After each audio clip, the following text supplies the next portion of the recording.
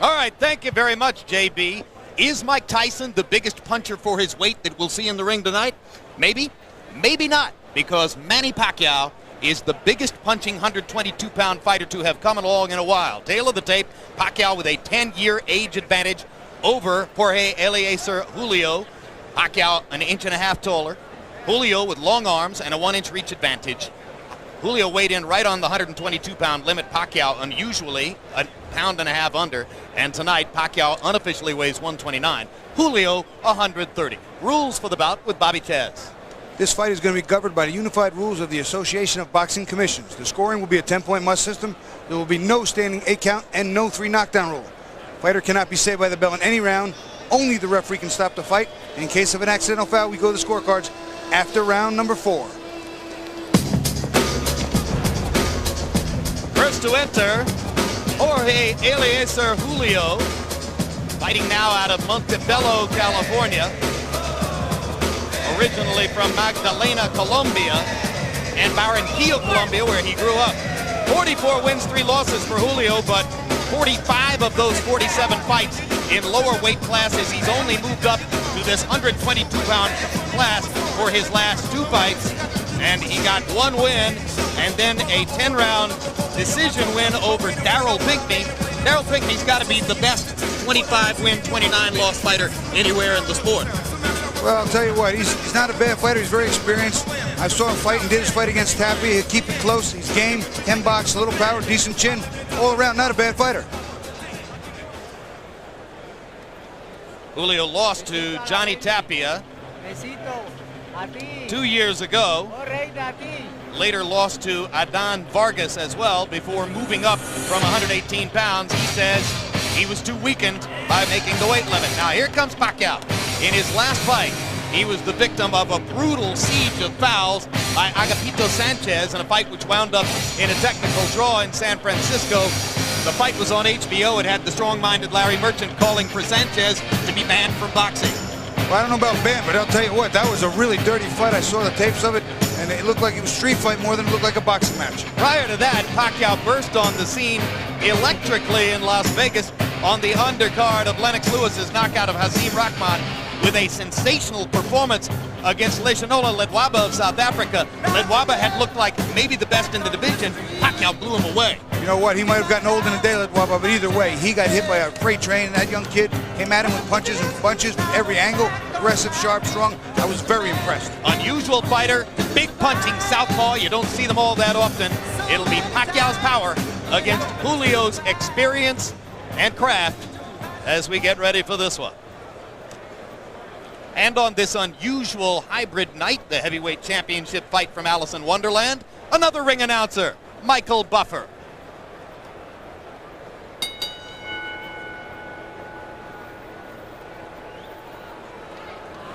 Ladies and gentlemen, here at the Pyramid in Memphis, Tennessee, we welcome you to our first championship bout of the evening. It's brought to you by Murad Muhammad's M&M Promotions. The 3 judges at ringside scoring this contest will be Paul Artiste, Bruce Foster, and Freddie Steinwinder. And when the bell rings, your referee in charge of the action, Bill Clancy. And now, ladies and gentlemen, 12 rounds of boxing. This is for the IBF Junior Featherweight Championship of the World. Introducing first, fighting out of the blue corner, wearing purple and weighing in at 122 pounds. His professional record, an excellent one. It stands at 44 victories, including 32 knockouts with 3 defeats. From Montebello, California, here is the challenger, the former 2-time world champion, El Conquistador, Jorge Eliecer Julio. And his opponent across the ring, fighting out of the red corner, wearing blue trimmed with red and white, officially weighing 120.5 pounds. His professional record also outstanding, 33 victories, including 24 knockouts with only 2 defeats and 1 bout even.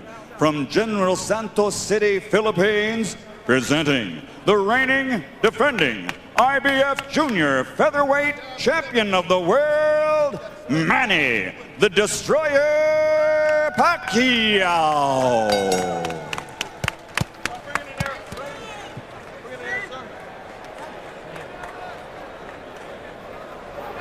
Okay, gentlemen, 12 rounds for the championship. We went through the rules in the locker room. I want a good, clean fight.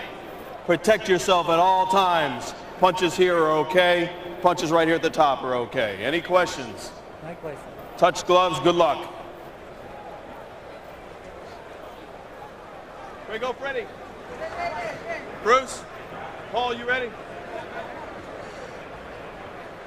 Pacquiao trained by the veteran Freddie Roach, former protege of the great Eddie Futch, regarded by some as one of the very greatest of all modern trainers.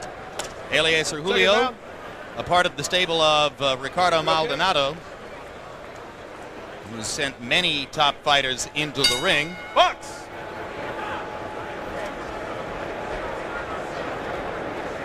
Maldonado was also the manager of Agapito Sanchez, who fouled Pacquiao so ruthlessly in San Francisco, and Freddie Roach said to us yesterday, I wouldn't be surprised if Julio tries to do the same doggone thing. Guilt by association, maybe.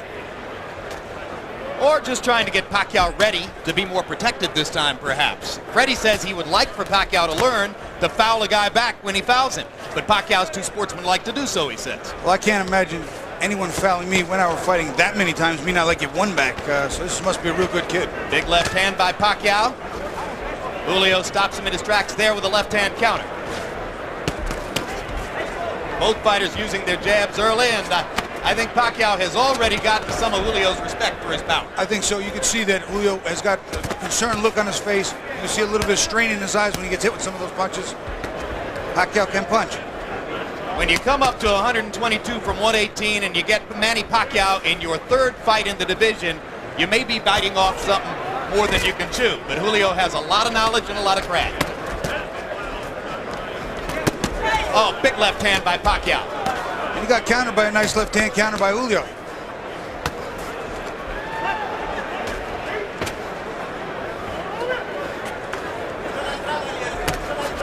Sometimes the first couple of punches might rock you, but then you taste the power and sort of get used to it, right, Bobby? Well, you know, there are times that you can sort of adjust to it. But if you get caught one of those and you're not looking, I'll tell you what, your legs come right out from under you. When you catch you looking, boy, oh boy, it hurts so much more. Pacquiao with a body shot after missing with the wild right hand. You can see what a big hitter Pacquiao wants to be. Throws every punch with aggressive intentions. Julio, a little bit more of a change-up artist, and holding his own now after a rough first minute. One of the things, there's a beautiful straight left hand by Pacquiao, but one of the things that's helping Julio is that jab. It's all setting the combinations of Pacquiao. Put your heads. Put your heads. Pacquiao saying it was an elbow. Whoa, keep up. And there's a low blow. So already an elbow and a low blow from Julio making contact with Pacquiao, and that's exactly what Freddie Roach suggested he thought might be the case.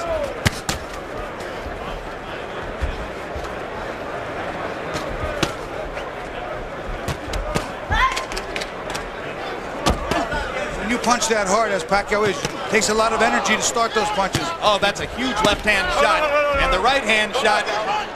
No knockdown, don't pull him down, Manny. As I was saying, it takes a lot of energy to start those punches. If you don't hit something, it takes the same amount of energy to stop them. And you could get prematurely fatigued. You have to make those punches hit something. Body shot by Pacquiao. Julio seems a little bit flustered by Manny's power. And the first round comes to a close. No, it's okay. Okay. And when we go to Manny Pacquiao's corner, where they may speak some Tagalog, our interpreter is Ernie Kalu.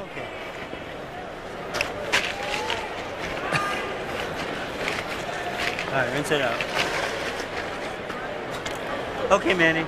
Now here, I want you to use the jab a little bit more. Okay? All right. You a little bit wide with your punches. Tell him not to pull his head down, okay? Yes, sir. All right. You're a little bit wide with your punches. Okay? I want you to go behind the double jab. You hear me? Yeah. All right, that you gotta be smart. You know, make sure be first.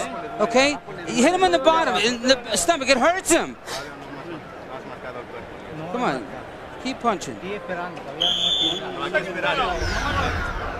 watch a combination. Pacquiao winds up throwing a left hand underneath, which was very good. but then his arm winds up getting wrapped around his head. You see it right there, and he just pulls him down to the ground.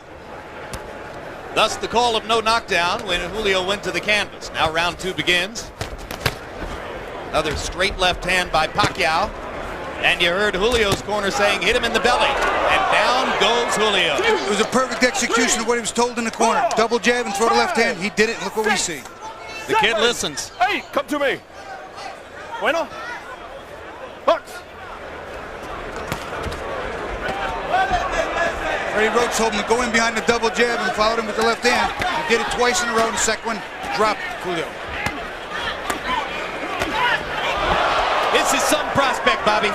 To me, he's every bit as exciting as Prince Nassim Hamed. He really is. He can punch. He can take a punch. He's aggressive, and he loves to fight. Okay. Second knockdown of Julio. No 3 knockdown rule in effect. I think Julio's going to have trouble finishing this round. I really do. Julio trying to fight his way back. A little grabbing and holding might be the thing to do.